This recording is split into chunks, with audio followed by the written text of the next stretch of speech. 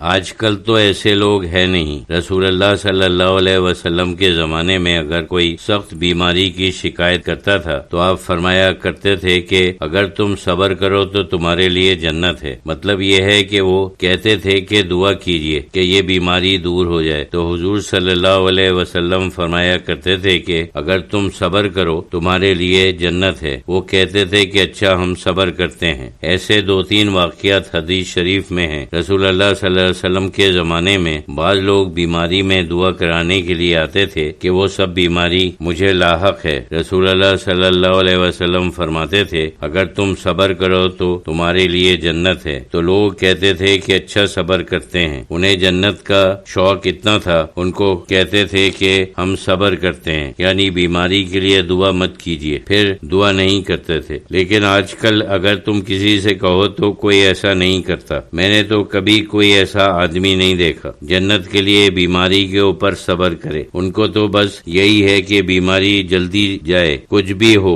یعنی آخرت میں کچھ بھی ہو، اس کی کوئی فکر نہیں ہے۔ بات یہ ہے کہ لوگ فوری فائدہ چاہتے ہیں، دیر کا فائدہ نہیں چاہتے۔ اس زمانے میں ان لوگوں کے دلوں میں جنت ایک ایسا تصور تھا کہ اس کے لیے ہر چیز کو قربان کرنے کے لیے تیار تھے، کیونکہ وہ جانتے تھے کہ یہ دنیا تو تکلیف کا ایک مجموعہ ہے۔ کوئی انسان چاہے کسی قسم کا ہو، امیر ہو، غریب ہو، تندرست ہو یا بیمار ہو، تو کسی نہ کسی تکلیف میں مبتلا رہتا ہے۔ اگر ایک نہیں ہے تو دوسری تکلیف ہے، دوسری نہیں تو تیسری ہے۔ ہر چیز یہاں نامکمل ہے۔ اللہ تعالی نے بنایا ہی اس وجہ سے ہے کہ نامکمل رہے، تاکہ تم میں آخرت کا شوق پیدا ہو۔ وہ لوگ سمجھتے تھے اور ان تکلیفوں کو برداشت کرنے کے لیے تیار تھے، تو آخرت کی دائمی عیش کی زندگی حاصل کریں۔ جہاد میں انسان اپنے آپ کو موت کے لیے پیش کرتا ہے، وہ اس لیے بھی تیار ہوتے اور خوشی سے قبول کرتے تھے، اس خیال سے کہ جنت مل جائے گی۔ اگر دیکھا جائے تو ایمان کی کسوٹی ایمان بالآخرت ہے۔ انسان کے لیے آخرت کی جتنی اہمیت ہوتی ہے وہ حامل ہو، سمجھو اتنا ہی اس کا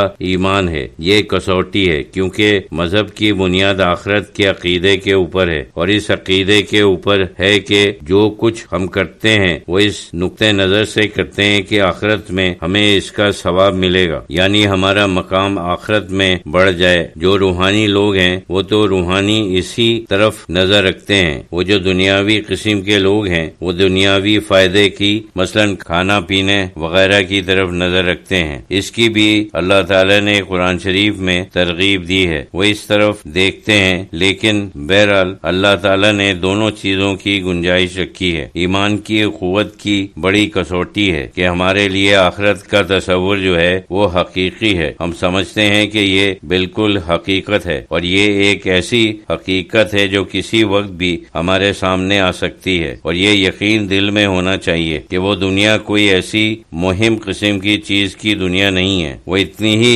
حقیقی دنیا ہے کہ جیسے یہ دنیا، بلکہ اس دنیا سے بھی زیادہ، کیونکہ اس دنیا میں جھوٹ اور فریب بہت ہے۔ صرف انسانوں کی طرف سے نہیں ہے، بلکہ فطرت یہی ہے کہ فریب ہو۔ مثلا دنیا کی لذت میں فریب ہے، بہت سے لوگوں کے حالات فریب ہیں۔ یہ دنیا جو ہے اس میں حقیقت کم ہے، اس دنیا میں حق زیادہ ہے، اس وجہ سے کہ جو کچھ وہاں ہونا ہے وہ بالکل حقیقی ہوتا ہے، کوئی پردہ اس کے اوپر نہیں ہے، کوئی اس میں دھوکہ فریب نہیں ہے۔ جو وہاں لذتیں، جو وہاں خوشیاں ہیں اور جو وہاں دلی مسرت ہے وہ بالکل حقیقی ہے، وہ جھوٹی مسرت نہیں ہے۔ جیسے اس دنیا میں انسان اپنے آپ کو دھوکہ دے کر خوش ہوتا ہے، یعنی خود ساختہ قسم کی خوشی ہے، حقیقی خوشی نہیں ہے۔ وہ کسی دن معلوم کر لیتا ہے کہ جس کو ہم خوشی سمجھتے ہیں حقیقت میں خوشی نہیں تھی، بلکہ اس میں تلخی تھی، اس کے پیچھے رنج تھا۔ تو سب سے پہلی چیز یہ ہے انسان کو حقیقت سمجھنے، اللہ کا ارادہ اور اللہ کا دانا اور بینا ہونا کہ وہ ہر وقت تم کو دیکھتا ہے، اور جو کچھ ہم کرتے ہیں اور جو کچھ ہم سوچتے ہیں، کوئی خطرہ بھی ہمارے دل کے اوپر گزرتا ہے تو اللہ تعالیٰ کو معلوم ہو جاتا ہے۔ قرآن شریف میں ہے انسان اور اس کے قلب کے درمیان اللہ تعالیٰ ہے، یعنی وہاں موجود ہے۔ مطلب یہ ہے کہ ہمارے دل میں کوئی خیال بھی گزرے وہ اللہ تعالیٰ کو معلوم ہے، وہ وہیں ہے۔ سب سے پہلی چیز یہ ہے کہ اللہ کو حقیقت سمجھو، کوئی دور کی ہستی نہ سمجھو۔ جیسے بعض فلسفیوں کا نظریہ تھا کہ اللہ تعالیٰ تعالیٰ نے دنیا کو پیدا کیا اور پھر بیٹھ گئے، اس کے بعد دخل نہیں دیتا، جیسے اس کی قدرت نعوذ باللہ معطل ہو گئی۔